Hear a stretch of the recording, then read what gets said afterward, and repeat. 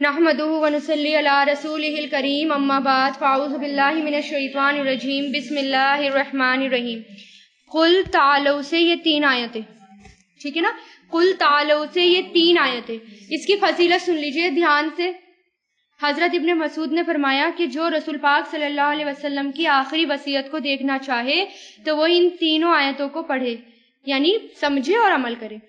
حضرت عبادہ بن صامت کہتے ہیں کہ حضور پاک صلی اللہ علیہ وسلم نے فرمایا کون ہے جو مجھ سے ان 3 آیتوں پر بیعت کرے؟ پھر آپ نے یہی 3 آیتیں تلاوت فرمائی اور ارشاد فرمایا جو شخص اس بیعت کو پورا کرے گا تو اس کا اجر اللہ کے ذمے ہو گیا۔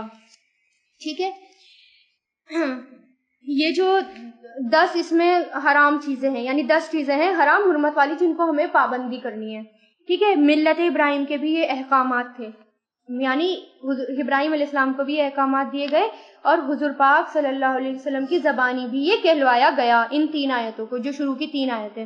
اس میں 10 احکام ہیں اور اللہ تعالیٰ کے بتائے ہوئے، اور حضرت موسیٰ علیہ السلام کو بھی یہ دیے گئے تھے۔ یعنی تورات کے ایک بڑے عالم کہتے ہیں کہ جو تورات کی شروعات ہے وہ ان آیتوں سے ہے، ان 10 آیتوں سے تورات کی شروعات ہے۔ حضرت ابن مسعود کا قول ہے جو شخص حضور پاک صلی اللہ علیہ وسلم کا ایسا وصیت نامہ دیکھنا چاہے جس پر آپ صلی اللہ علیہ وسلم کی مہر لگی ہو تو وہ ان آیتوں کو پڑھ لے۔ ان میں وہ وصیت موجود ہے جو حضور پاک صلی اللہ علیہ وسلم نے باحکم خدا بندی اپنی امت کو دی۔ تورات کے بہت بڑے عالم جب وہ مسلمان ہوئے تو فرماتے ہیں کہ قرآن مجید کی یہ آیت جن میں 10 حرام چیز کا ذکر ہے، اللہ کی کتاب یعنی تورات بسم اللہ کے بعد ہی سے انہی آیتوں سے شروع ہوئی۔ ٹھیک ہے، یہ 10 بنیادی تعلیمات ہیں جو حضرت آدم سے لے کر حضور پاک صلی اللہ علیہ وسلم تک سب کو دی گئی۔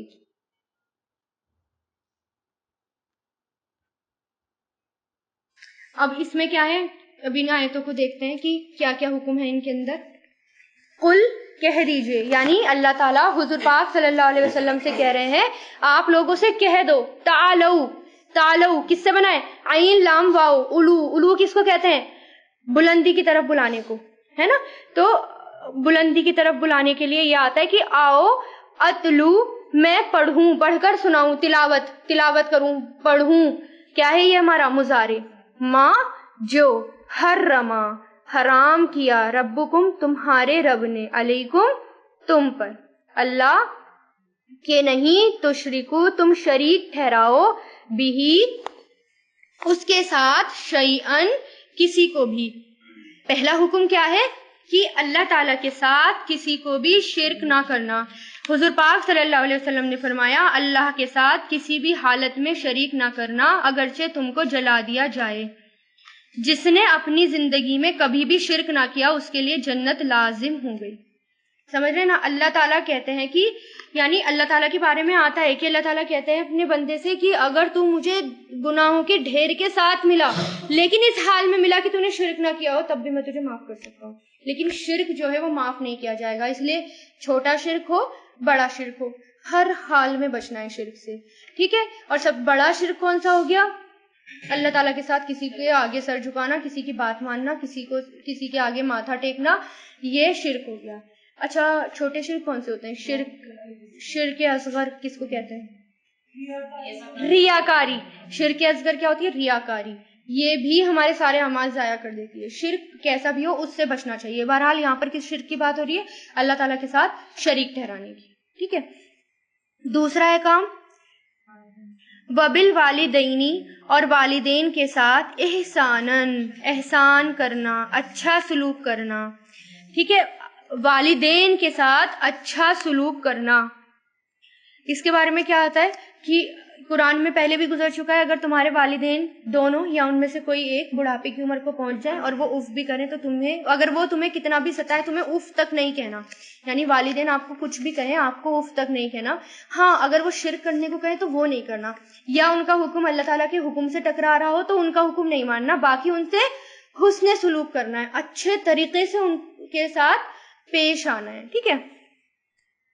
اور ولا، اور نہیں تقتلو، تم قتل کرو، اولادکم، اپنی اولاد کو، من املاق ملق سے بنائے، یعنی مفلس اور تنگ دست ہونا،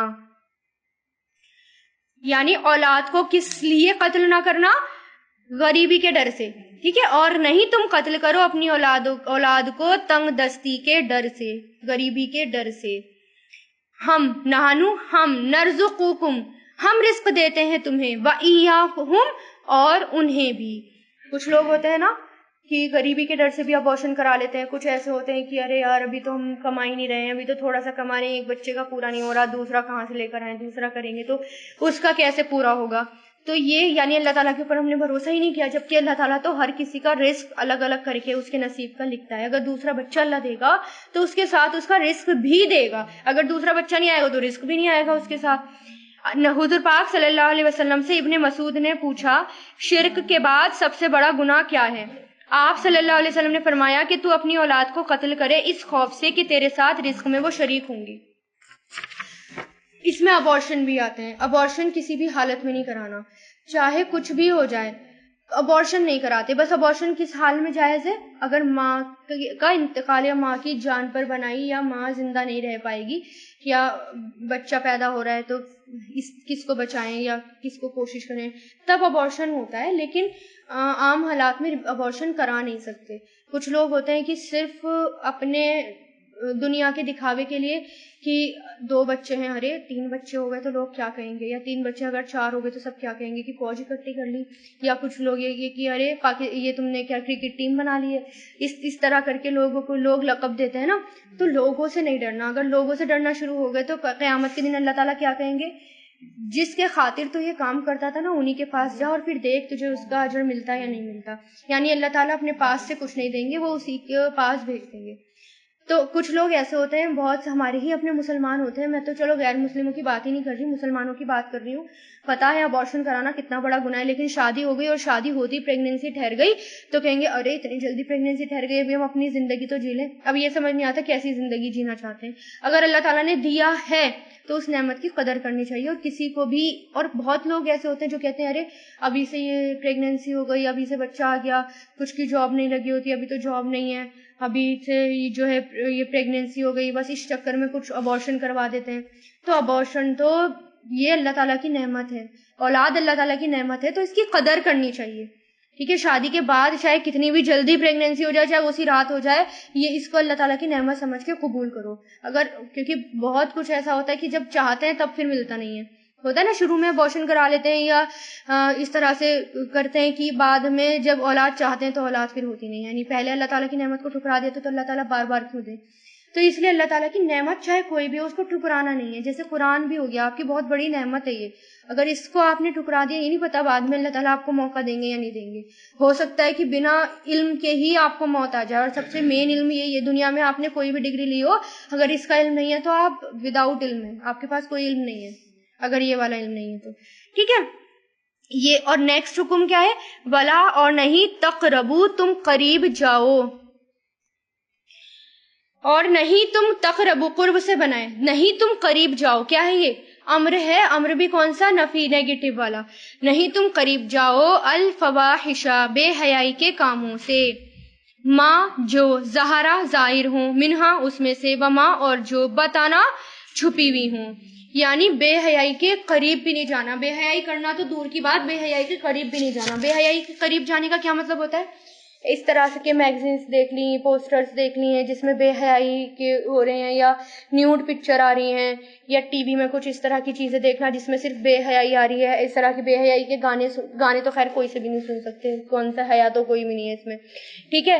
اور اس طرح جیسے اب اگر آپ کو دکھ گیا کوئی، جیسے آپ نے، چلو آپ راستے میں جا رہے ہیں اور کچھ اس طرح کا پوسٹر دکھ گیا تو ایک دم اپنی نظریں ہٹا لیں، کیونکہ پہلی نظر تو اللہ تعالیٰ معاف کر دیں گے. کیا ہے؟ دوسری نظر جب اٹھ گئی تو وہ معاف نہیں ہوگی. اگر اس طرح سے کوئی ایسی لڑکی آپ کو دکھ گئی جو کہ ایسی بے حیائی والے کپڑے پہن رکھے ہیں، ایک نظر آپ کی پڑی لیکن دوسری ایک دم نظر ہٹا لو. لیکن اس کا مطلب یہ نہیں کہ ایک نظر پڑی تو اس کو پورا ہی اوپر سے نیچے تک تاڑ دو کہ اگر دوسری پڑے گی تو گناہ ملے گا، پہلی میں معاف ہے. اس کا مطلب یہ کہ دیکھتے ہی ایک دم نظریں ہٹا لو، ہے نا. تو بے حیائی کے قریب بھی نہیں جانا. کیسے؟ جیسے کوڑے دان ہوتا ہے، کوڑا گھر ہوتا ہے، کوڑے گھر کے پاس سے بھی لوگ نکلنا پسند نہیں کرتے. اب جیسے پبلک ٹوائلٹس بنے ہوتے ہیں، کتنی گندی اسمیل آتی ہے، وہاں سے نکلنا بھی گوارا نہیں سمجھتے. اس لیے جو بے حیائی ہے اس کے قریب سے بھی مت پھٹکو، وہ گندگی ہے اور تمہیں گندا کر دے گی وہ. ٹھیک ہے.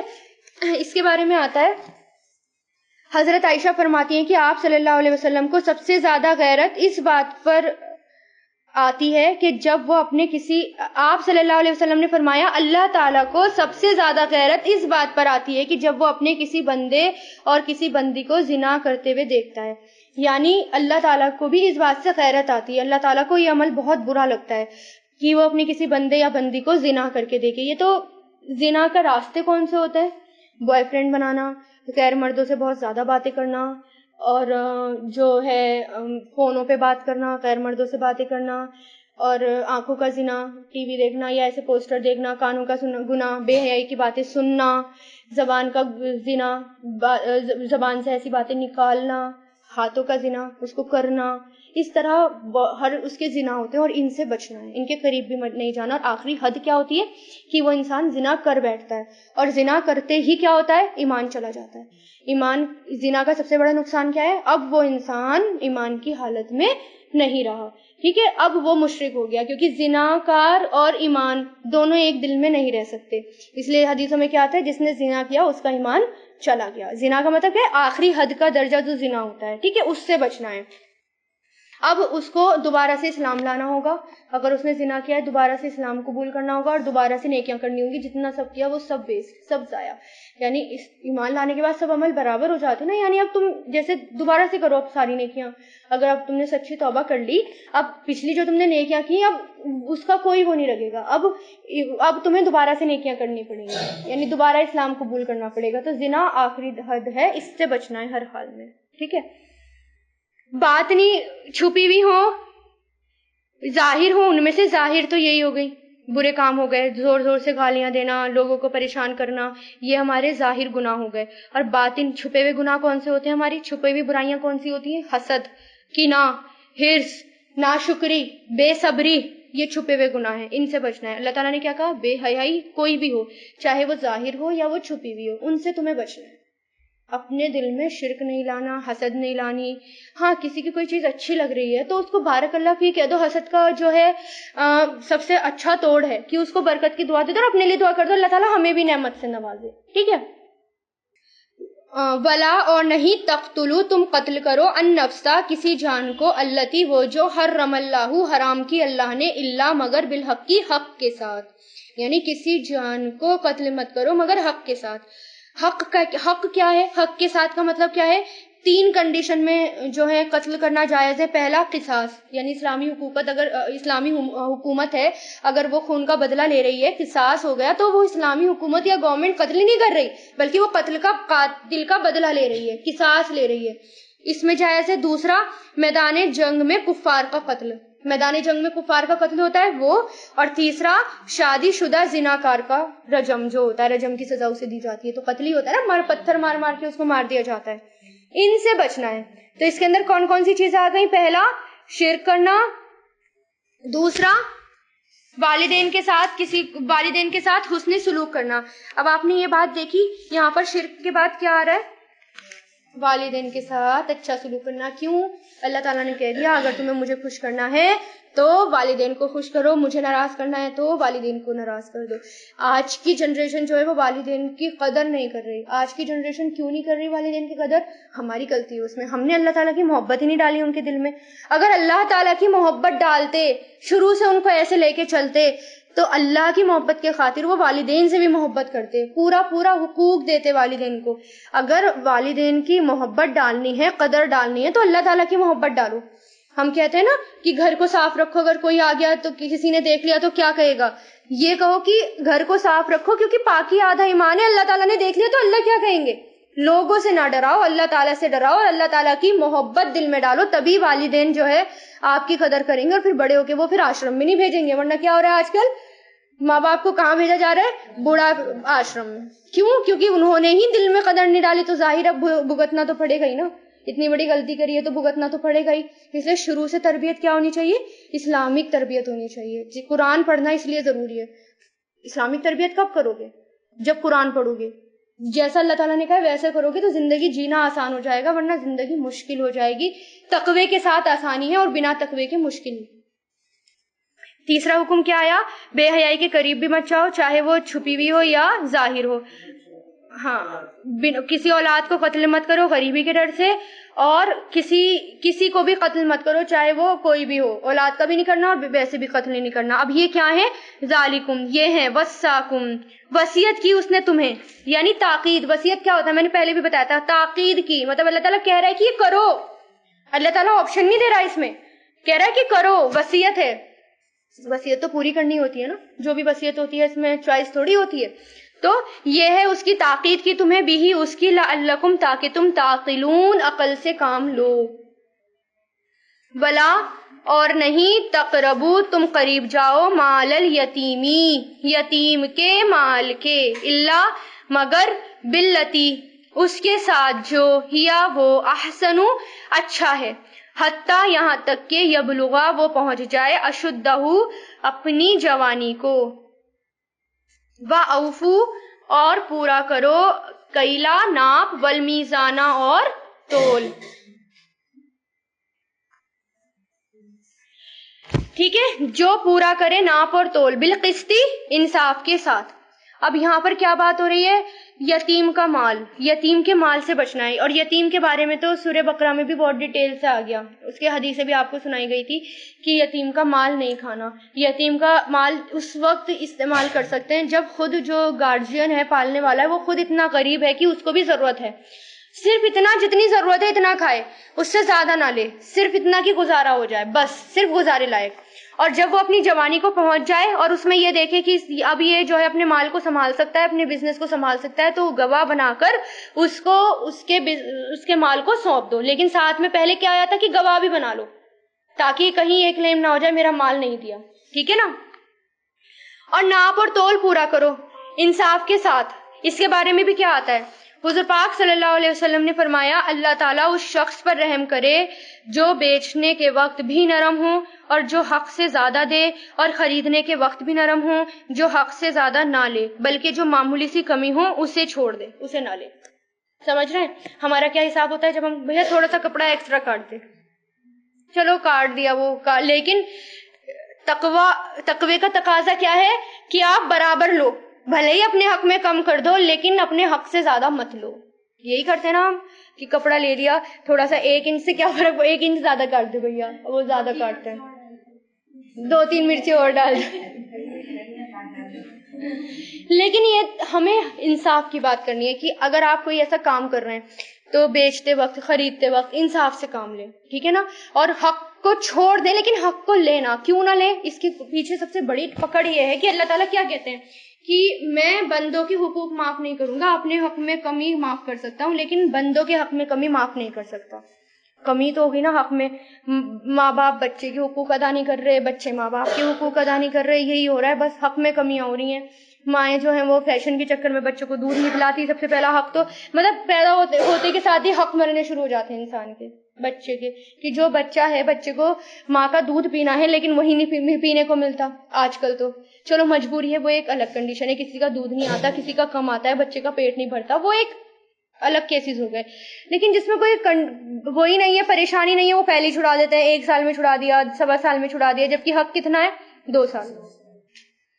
تو حق کسی کے بھی نہیں مارنے، اللہ تعالیٰ حق جو ہے وہ قیامت کے دن دلوائے گا۔ اسی طرح قرآن کا حق ہے، کیا ہے قرآن کے حق؟ 4۔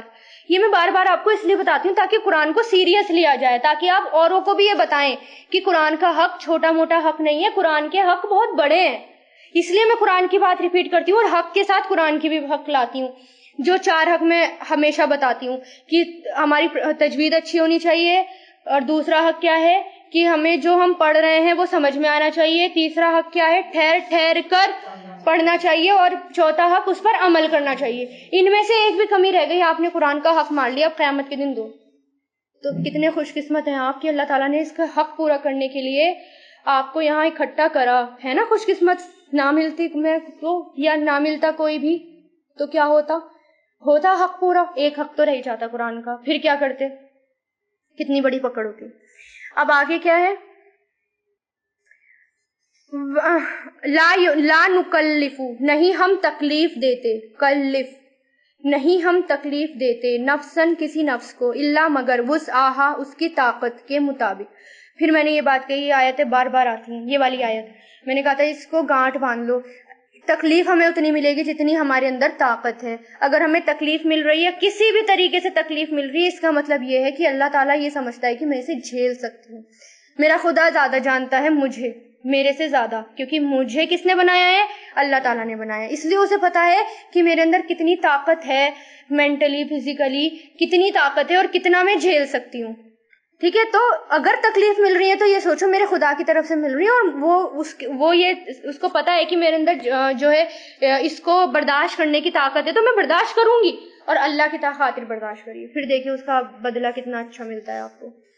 وَإِذَا، اور جب تم کہو، بات کرو، فَعَدِلُوا، تو عدل کرو، انصاف کرو، عدالہ برابر، انصاف کرو، ولو، اور اگر، کانا ہوں وہ، ذا قربا، قریبی رشتہ دار، وبی عہدی، اور عہد کو، اللہ سے، وَأَوْفُوا، اللہ کے عہد کو، اوفو پورا کرو، ذالکم، یہ ہے، وصاکم، اس نے وصیت کی تمہیں، بھی اس کی، لعلکم، تاکہ تم، تذکرون، نصیحت پکڑو، نصیحت حاصل کرو.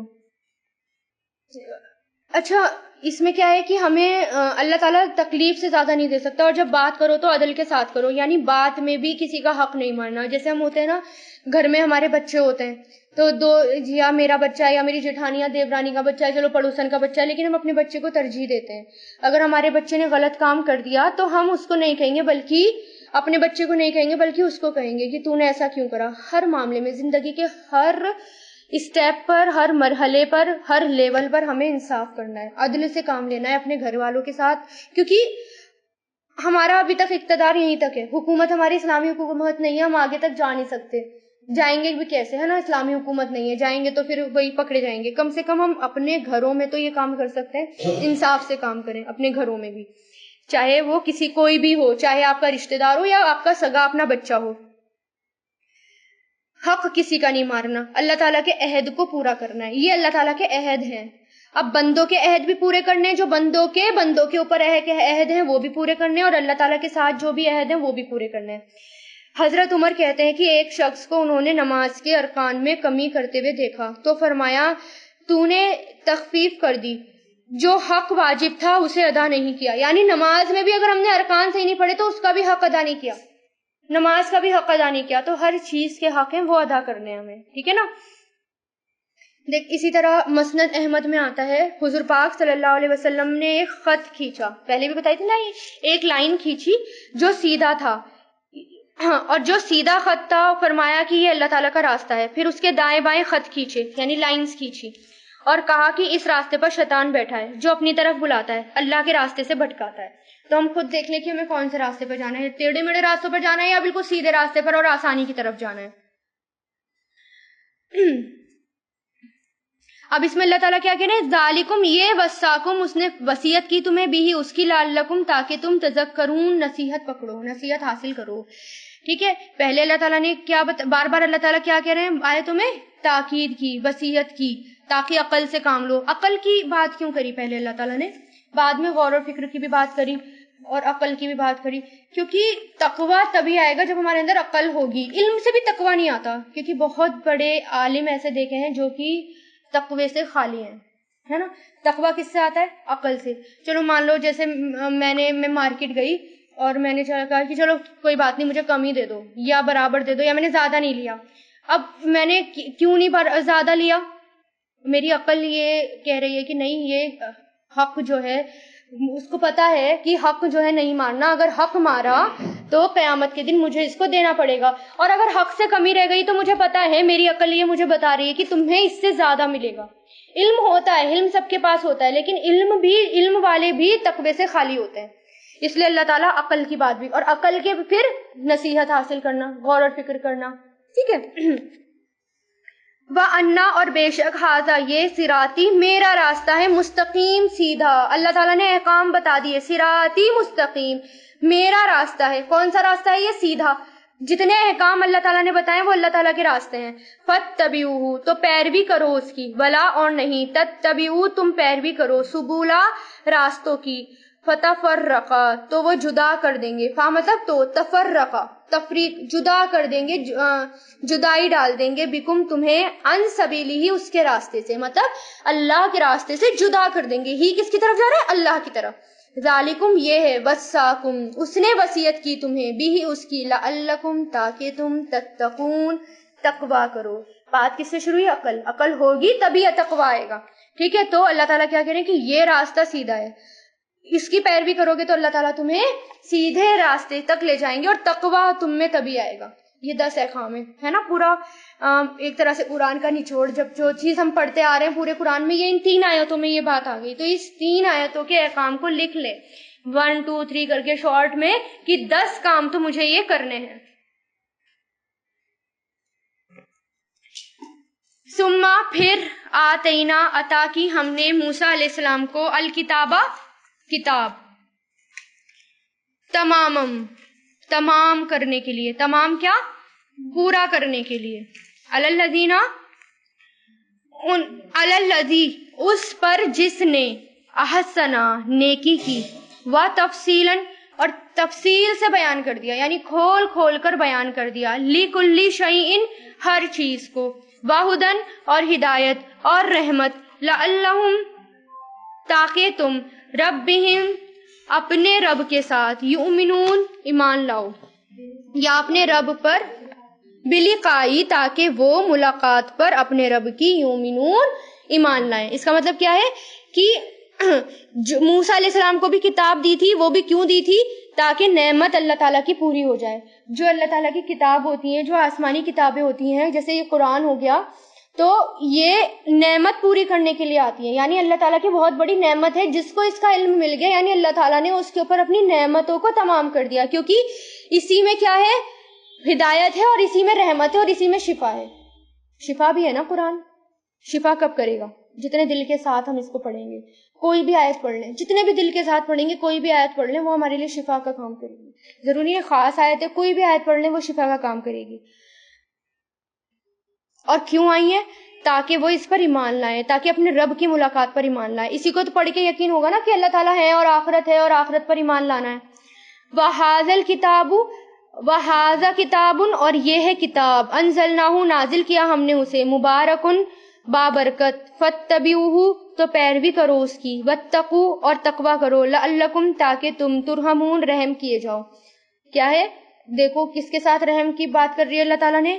کتاب، اس کتاب کی پیروی کرو، پکڑو اس کو، میرے راستے پر چلو، تبھی تم پر رحم کیا جائے گا۔ یعنی اس کو چھوڑ دیا تو اللہ تعالیٰ کی رحمت بھی نہیں آئے گی، یعنی اگر قرآن کو چھوڑ دیا، اس کتاب کو چھوڑ دیا، تو اللہ تعالیٰ کی رحمت بھی نہیں ملے گی۔ اللہ تعالیٰ کی رحمت حاصل کرنے کا سب سے زیادہ اچھا طریقہ کیا ہے؟ اس قرآن سے جڑ جاؤ۔ کیا فرمایا نبی نے حضور پاک صلی اللہ علیہ وسلم نے؟ تم میں سے بہترین شخص وہ ہے جو قرآن کو سیکھے اور سکھائے۔ مطلب پورے زمین میں جو لوگ قرآن سیکھ رہے ہیں، سکھا رہے ہیں، وہ اللہ تعالیٰ کے نزدیک سب سے زیادہ بہترین انسان ہیں۔ یعنی اتنے ساری آبادی میں سے آپ کچھ لوگ، چنندہ لوگ آ رہے ہو، اس کا مطلب آپ پسندیدہ ہو، اللہ تعالیٰ کی پسندیدہ ہو، اور اللہ تعالیٰ نے آپ کو یہاں تک بھیجا ہے۔ اب یہ آپ کے اوپر ہے کہ آپ کو ناراض کرنا ہے یا اس کی نعمت کی قدر کرنی ہے، ٹھیک ہے؟ اور تبھی رحمت، اللہ تعالیٰ کی رحمت ہے یہ، ورنہ دیکھو اللہ تعالیٰ، اتنے لوگ ہیں سب کے پاس اس کا قرآن کا پیغام پہنچاتا، کتنے لوگوں کے پاس پہنچاتا، کیا سب آ رہے ہیں؟ اللہ کی رحمت کی وجہ سے آ رہے ہیں، اللہ تعالیٰ کی رحمت ہے اس لیے آ رہے ہیں، اللہ تعالیٰ کی رحمت ہے اس لیے میں آپ کو یہاں پر آ کر پڑھا رہی ہوں۔ اللہ کی رحمت نہ ہوتی تو کچھ بھی نہ ہوتا۔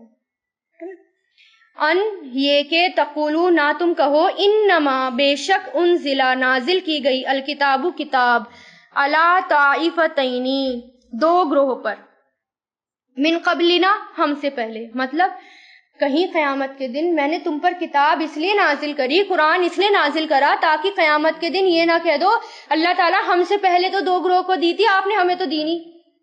قرآن کیا ہے کہ 2 گروہ کون سے؟ یہودی اور نصارہ، آپ نے ان کو تو کتاب دی اور ہمیں تو آپ نے دی نہیں۔ اگر آپ ہمیں کتاب، کیونکہ یہی ہوتا نا، اگر اللہ تعالیٰ قرآن نہ دیتا تو کیا بہانے بناتے لوگ قیامت کے دن، ان کو تو کتاب دی ہمیں دی نہیں، اگر ہمیں دیتے تو ہم زیادہ ہدایت والے بنتے، ہوتا نا۔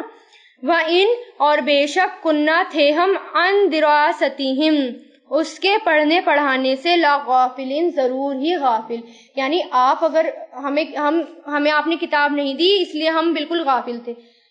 یہ نہ کہہ دو اس لیے اللہ تعالیٰ نے قرآن نازل کیا تاکہ تم میرے خلاف کوئی دلیل یا حجت نہ لاؤ، اس لیے میں نے تم پر قرآن نازل کیا. اب اس کو پکڑو اور ہدایت کرو.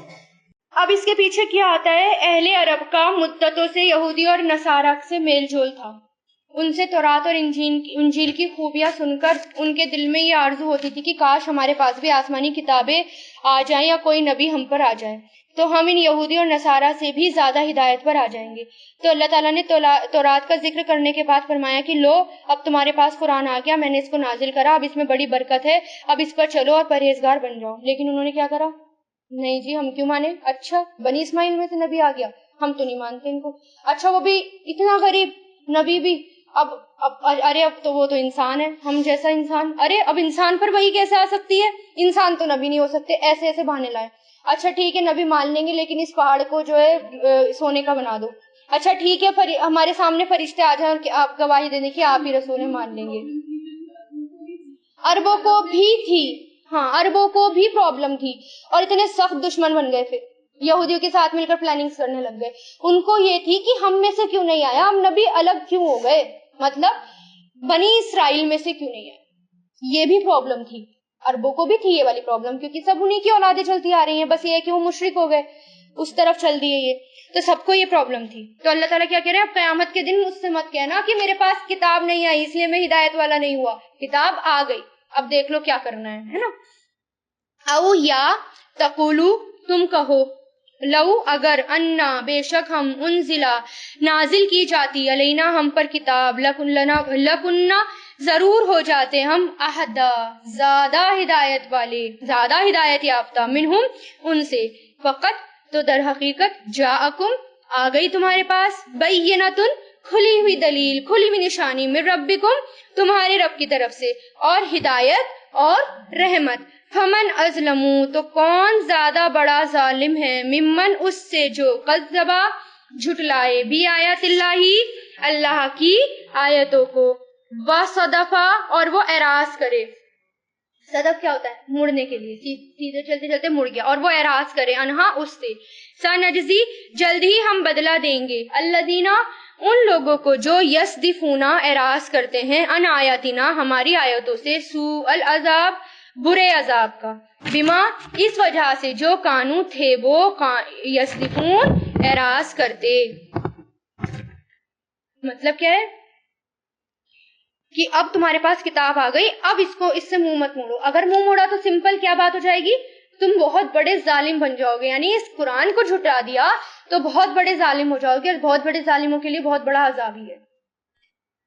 حل نہیں، ینظرون وہ انتظار کرتے، الا مگر ان یہ کہ تاتیہم آ جائیں ان کے پاس، ملائکتو فرشتے، یا کیا یہ ملائکتو ہمارا غیر منصرف ہے اس لیے اس پر ایک پیش آیا ہے، فرشتے، یا یاتیا آ جائے، ربو کا آپ کا رب، یا یاتیا آ جائے، بعض آیت نشانیاں، ربی کا آپ کے رب کی، یوما جس دن، یاتی آئے گی، بعض نشانیاں، ربی کا آپ کے رب کی، لا ینفعو نہیں فائدہ دے گا، نفسن کسی نفس کو، ایمانہا اس کا ایمان، لم کہ نہیں، تکن تھا وہ، آمنت ایمان لایا، من قبل اس سے پہلے، او یا کسبت کمائی تھی اس نے، یعنی نہیں پہلے سے آ رہا ہے جڑ کر، نہیں اس نے کمائی، فی ایمانہا اپنے ایمان میں، خیرن کوئی بھلائی کوئی نیکی، قل کہہ دیجئے، انتظروا تم انتظار کرو،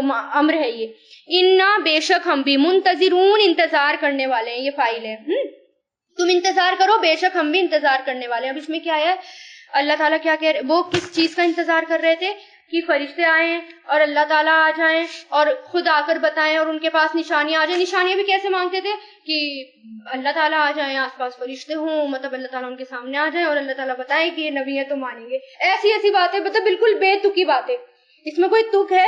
جیسے جو ہے نان مسلم کے ہوتے ہیں، بھئی ہمارا دیوتا ہے، سورج دیوتا ہے، گھوڑے پر سوار ہے، آس پاس اس کے دیوتا اور ہیں، فرشتے اور ہیں، اب وہ گواہی دے. اس طرح مشرکین چاہتے تھے کہ اللہ تعالیٰ بھی ایسے ہی آئے.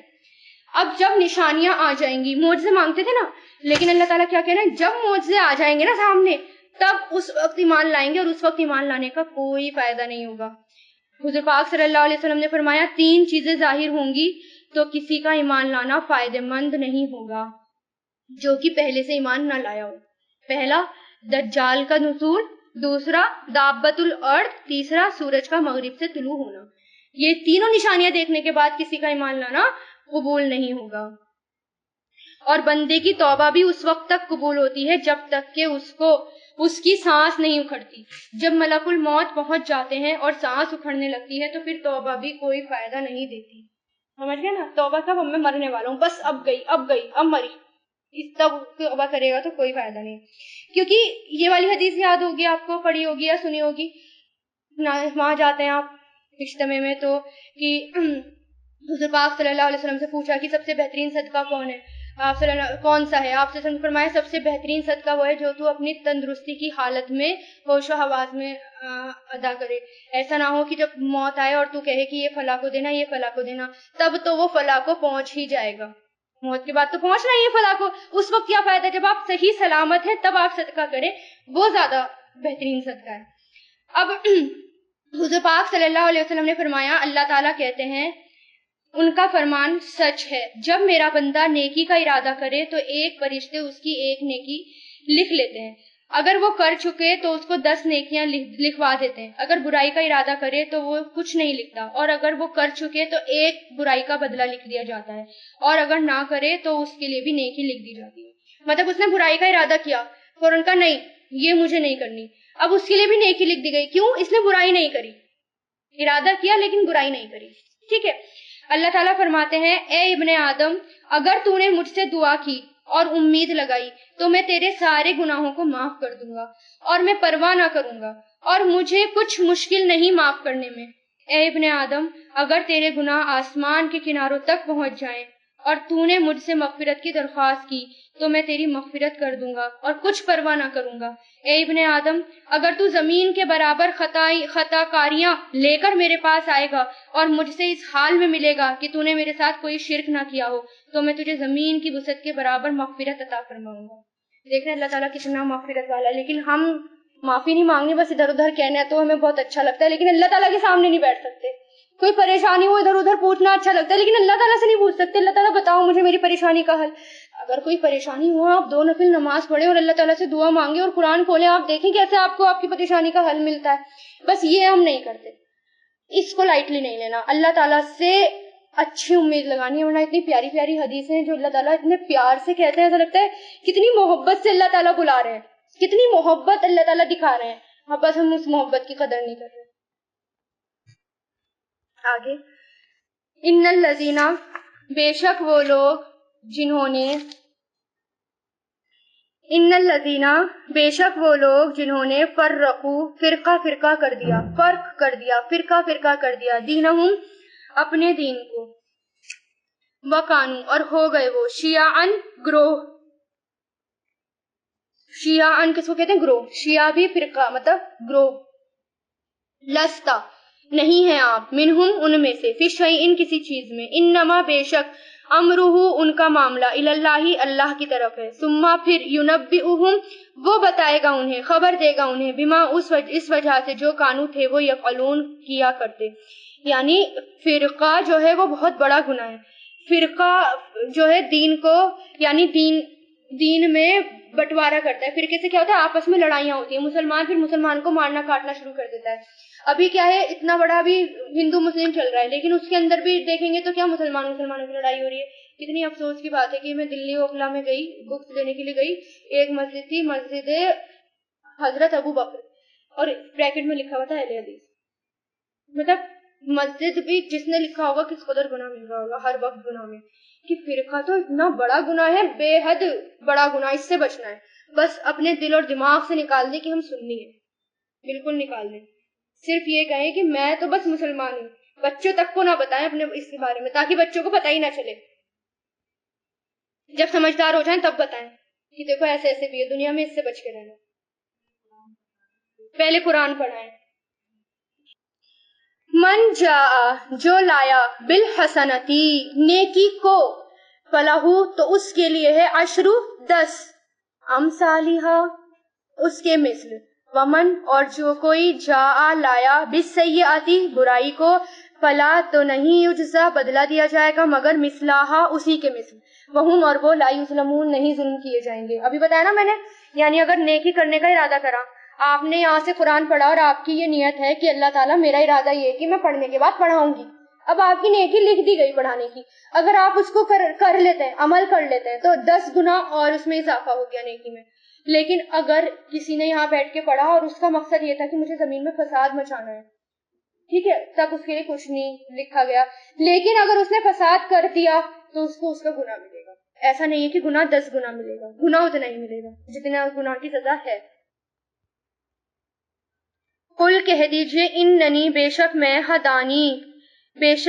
ہدانی ہدایت دی مجھے، ربی میرے رب نے، الی صراط مستقیم سیدھے راستے کی طرف، دین قیمن درست، دین درست کی، قیم کس کو کہتے ہیں؟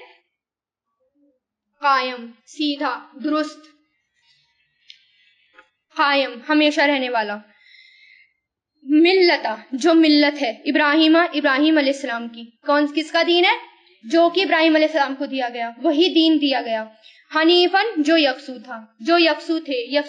یکسو مطلب صرف ایک ہی راستے پر چلنے والے، سارے راستے پر سے ہٹ کر ایک ہی راستے پر، ایک ہی ٹریک پر چلنے والے. وما کانا اور نہیں تھے وہ من المشرکین مشرکوں میں سے. یہ بات کیوں کہی؟ کیونکہ یہودی بھی ابراہیم علیہ السلام کو مانتے تھے، نصارہ بھی ابراہیم علیہ السلام کو مانتے تھے، اور خود مشرکین بھی ابراہیم علیہ السلام کی عزت کرتے تھے. تو اللہ تعالیٰ نے ان سے کہا کہ یہ کہہ دو کہ میرا راستہ تو وہی ہے جو ابراہیم علیہ السلام کا ہے، جن کو تم اپنا اتنا بڑا رہنما مانتے ہو، انہی کا دین مجھے دیا گیا ہے، کوئی الگ دین نہیں دیا گیا. وہ یکسو تھے اور میں بھی وہی ہوں، یکسو ہوں، اور وہی دین دیا گیا ہے. اس لیے ابراہیم علیہ السلام کا اگزامپل دیا گیا، کیونکہ ہر کوئی ان کی عزت کرتا ہے. آج کوئی بھی ہو ابراہیم علیہ السلام کی سب عزت کرتے ہیں، سب ان کی تعظیم کرتے ہیں. قل کہہ دیجئے انا بے شک، صلاتی میری نماز، و نسکی اور میری قربانی، و محیایا اور میرا جینا، و مماتی اور میرا مرنا، للہ اللہ کے لیے ہے، رب العالمین جو رب ہے سارے جہانوں کا. کیا ہونا چاہیے؟ یہ بات لکھ لو، اس بات کو تو اپنے نا نوٹس بنا لیا کرو، جو امپورٹنٹ بات ہوتی ہے نا اس پر وہ ہائی لائٹ کر لیا کرو، جو یاد رکھنے مطلب جس پر مجھے عمل کرنا ہے. میرے نماز، میری قربانی، میرا جینا، میرا مرنا اللہ کے لیے. یہ ہونا چاہیے نا؟ نہیں ہے نا. میری نماز، میری قربانی، میرا جینا، میرا مرنا سب میری نفس کے لیے. یہی ہے نا، سب میری نفس کے لیے اور سب لوگوں کے لیے. دل میں اگر یہ خیال آ گیا نماز پڑھتے ہوئے کہ کوئی مجھے دیکھے اور کسی نے میری تعریف کر دی اور میں خوش ہو گئی میری نماز، کچھ نہیں بچا. الحمدللہ کہے تعریف پہ. کسی نے دیکھ لیا کوئی بات نہیں، آپ کے اندر نیت نہیں ہونی چاہیے کہ کوئی مجھے دیکھے. ہاں میں اچھا پڑھ رہی ہوں. اب کیا ہے، میرا جینا، میرا مرنا لوگوں کے لیے نہیں ہونا، میری نماز، میرے روزے لوگوں کے لیے نہیں ہونے، میری قربانی لوگوں کے لیے نہیں ہونی، اللہ کے لیے ہونی ہے. اور جب اللہ کے لیے تبھی ہوگی جب خلوص ہوگا، نیت ہوگی، خالص نیت ہوگی. نیت اپنی خالص کرے. نیت خالص بہت مشکل سے ہوگی، بہت زیادہ آپ کو وہ کرنا پڑے گا، بہت زیادہ اس کے لیے اپنا تزکیہ کرنا پڑے گا. ایسی امپورٹنٹ آیتیں یاد ہونی چاہیے. بے شک میری نماز، میری قربانی، میرا جینا، میرا مرنا، ہر چیز میرے اللہ کے لیے. میرا سونا، جاگنا، کھانا پینا، ہر روٹین، صفائی کرنا، اسکول جانا، کالج جانا، قرآن کی عبادت کرنا، قرآن کو پڑھنا، اللہ کی عبادت کرنا، قرآن کو پڑھنا، عمل کرنا، یہ سب اللہ کے لیے اور کسی کے لیے نہیں. تبھی آپ کو یہ دعا سکھائی ہے میں نے، تاکہ اس میں کیا ہے، اس دعا میں یہی تو ہے، کیا ہے، اللہم اجعل عملی کلہ صالحا واجعلہ لوجہک خالصا ولا تجعل لأحد فیہ شیئا. یعنی کسی کا بھی 1% بھی عمل نہ ہو، سب کچھ مطلب کسی کے لیے نہ ہو، 1% بھی اس میں کسی کا حصہ نہ ہو، سب کس کے لیے ہو، صرف اللہ کے لیے. 100% میرا عمل کس کے لیے ہو، اللہ کے لیے. لا شریکا نہیں کوئی شریک، لہو اس کا، وبذالکا اور اسی کا، امرتو میں حکم دیا گیا ہوں، یعنی مجہول مجھے حکم دیا گیا ہے، وانا اور میں، اولا سب سے پہلا ہوں، مسلمین مسلمانوں میں سے. کیا یہ مفعول یعنی فاعل، میں سب سے پہلا مسلمان ہوں، اسلام لانے والا ہوں، سب سے پہلا. کس کو کہا گیا؟ یہ حضور پاک صلی اللہ علیہ وسلم کو کہہ رہے ہیں اللہ تعالیٰ کہ ان سے کہہ دو کہ مجھے جو حکم دیا گیا ہے مجھے صرف وہی ماننا ہے. کیا ہم مانتے ہیں جو صرف اللہ تعالیٰ نے حکم دیا ہو؟ ہماری تو ڈوئل پرسنالٹی ہوتی ہے، کتنی بڑی گھاٹے والی بات ہے یہ، ڈوئل پرسنالٹی ہوتی ہے ہماری. ہم اللہ تعالیٰ کے مجلس میں آ رہے ہیں تو کسی اور ہیں، اور اگر ہم باہر جا رہے ہیں تو ہم کچھ اور ہیں، کوئی دیکھ کر بھی نہیں پہچان سکتا. کیسا لگتا ہوگا اللہ تعالیٰ کو کہ یہ میرے وہی بندے ہیں جو قرآن پڑھ کر ان کا حال یہ ہے. اگر قرآن پڑھ کر نہیں بدلے تو کون بدلے گا؟ یہی ہے نا، شادی بیاہ میں جاتے ہیں سب کی سچائی نظر آ جائے گی. ابھی کوئی شادی ہو سب کی سچائی نظر آ جائے گی، کون کتنا بڑا دینی اور تقوی والا ہے. کہ اتنی بڑی ہمارے دو منہ ہوتے ہیں اور دو منہ کے ساتھ اٹھیں گے کہ ابھی ہم جو ہیں بہت کہنا تقوی والے بن رہے ہیں، دوپٹہ بھی سر پہ رکھ رہے ہیں، سب کچھ کر رہے ہیں، اور ایک دم جیسی شادی ہو سب پتہ تاک پہ رکھ دیں گے قرآن کو اٹھا کے، بعد میں دیکھ لیں گے جو ہوگا. اور سب سے بڑی زیادہ مشکلات کب آتی ہیں؟ اپنی خود کی شادی میں. کچھ نہیں دیکھتی دلہن بھی، نماز ضائع ہو رہی ہیں، میک اپ کرنا ہے، کوئی بات نہیں، ہمارا میک اپ زیادہ ضروری ہے، ہماری نمازیں ضروری نہیں ہے. اس وقت یہی ہوتا ہے نا، میرا میک اپ زیادہ ضروری ہے، میری نماز زیادہ ضروری نہیں ہے، میری مہندی زیادہ ضروری ہے، میرا نماز زیادہ ضروری نہیں ہے. ان سب کا دھیان نہیں رکھیں گے، اگر اپنے پر عمل نہیں کریں گے تو پھر کیا دوسروں کو کیسے کروائیں گے؟ اور سب سے زیادہ دنیا کی ان سب چیزوں سے زیادہ ضروری قرآن اور نماز ہے ہمارے لیے، اور اللہ تعالیٰ کا حکم ہے. ابھی تو چلو آپ کو خوبصورت لگ گئی، آپ کو کہہ دیا، ایک دن کے لیے آپ نے سب طاق پہ رکھ دیا، ایک دن کے لیے آپ نے اپنے ایمان کو طاق پہ رکھ دیا، ایک دن کے لیے اپنے تقوی کو طاق پر رکھ دیا، صرف ایک دن کے لیے. اور اس کے بعد لوگ بھول جاتے ہیں، کسی کو کچھ نہیں پتا رہتا، بس ایک چیز یاد رکھتے ہیں، میرے ساتھ مجھے پوچھا نہیں کسی نے، اب مجھے یہ نہیں دیا، مجھے وہ نہیں دیا، باقی کچھ یاد نہیں رہتا لوگوں کو. رہتا ہے؟ چلیے آگے. قل کہہ دیجئے، آ غیر اللہ، کیا اللہ کے سوا ابغی میں تلاش کروں ربن کوئی رب، یعنی حضور پاک صلی اللہ علیہ وسلم سے اللہ تعالیٰ کہنے کہ ان سے کہہ دو کہ اللہ تعالیٰ کے سوا میں کسی اور رب کو تلاش کروں. وہوا، اور وہ، ربو رب ہے، کل شیئن ہر چیز کا، ولا اور نہیں، تکسبو کماتا، کلو نفسن ہر نفس، مگر علیہا اسی پر ہے. اسی پر کیا ہے؟ وبال، مطلب جو وہ کماتا ہے اس کا وبال اسی پر ہے، یعنی اچھا کیا تو ہماری اچھائی ہم پر ہے، برا کیا تو اس کی سزا بھی مجھے کو ملے گی. ولا اور نہیں، تزیرو بوجھ اٹھائے گی، بازی رتن کوئی بوجھ اٹھانے والی، وزرا بوجھ اخرا دوسرے کا. یہاں پر فیمیل کے بارے میں جان کے لیے، نفس جو ہے ہماری فیمیل ہوتی ہے، اس لیے کوئی جان کسی جان کا بوجھ نہیں اٹھائے گی. ماں بیٹی تک کو بے تعلق ہو جائیں گے قیامت کے دن. ہوش کب آئے گا؟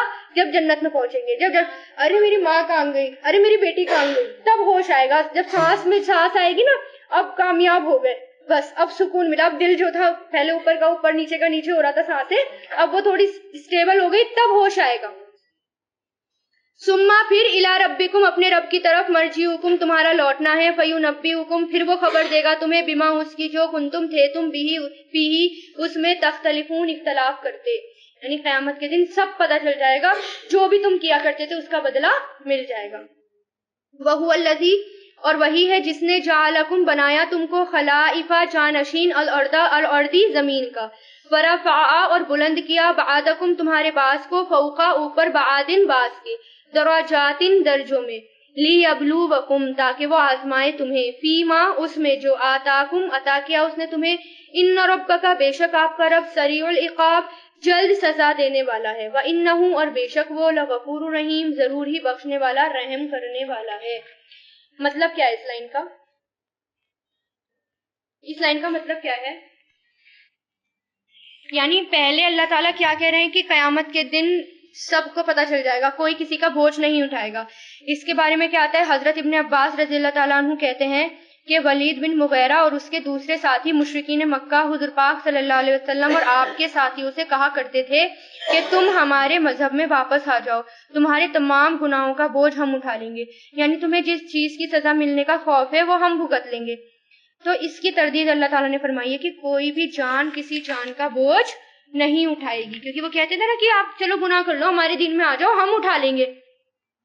تو اب اللہ تعالیٰ یہاں کیا کہہ رہے ہیں کہ اللہ تعالیٰ نے تمہیں زمین کا خلیفہ بنایا ہے، ٹھیک ہے، اور پھر وہ تمہیں اسی طرف لوٹ کر جانا ہے. یعنی اللہ تعالیٰ ایک سے ذمہ داری لے کر دوسرے کو دے دیتے ہیں. بنی اسرائیل کے پاس تھی یہ ذمہ داری، بنی اسرائیل کو دعوت کا کام کرنا تھا، اللہ تعالیٰ نے بنی اسرائیل سے چھین لیا، اور وہ کس کو دے دیا؟ امت مسلمہ، حضور پاک صلی اللہ علیہ وسلم کی امت کو دے دیا۔ اگر انہوں نے یہ کام نہیں کرا، ملے گا تو ان کی امت کو، لیکن اب اور کوئی امت تو آنی نہیں ہے۔ لیکن اگر ہم لوگوں نے یہ کام نہیں کیا تو اللہ تعالیٰ ہم سے یہ عہدہ چھین لیں گے، ہم سے یہ ذمہ داری چھین لیں گے، اور ہمارے بعد کسی اور کو اٹھائیں گے اور ان کو یہ ذمہ داری دے دیں گے کہ دیکھو میرے پہلے ناخلف لوگ تھے، بالکل بیکار بکواس ردی کوڑا تھے وہ، اب تم جو ہے میرے امپورٹنٹ لوگ ہو اور بالکل کام کے اور خاص لوگ ہو، اب تمہیں یہ ذمہ داری اٹھانی ہے۔ اب اللہ تعالیٰ، اور وہ بندے اتنے محبوب ہوں گے اللہ تعالیٰ کے، اور اللہ تعالیٰ بھی ان کے محبوب ہوگا، اور وہ اللہ تعالیٰ کے کام میں پھیل جائیں گے پوری زمین پر۔ یہ دن نہ آئے، ہم اللہ تعالیٰ کے محبوب رہیں، اس لیے اللہ تعالیٰ سے دعا کریں کہ اللہ تعالیٰ ہم سے یہ کام لے لے، ہماری جگہ کسی کو نہ اٹھانا، اس کو پڑھنے کے بعد ہم اس کو آگے پہنچائیں، یہ اللہ تعالیٰ سے دعا کریں۔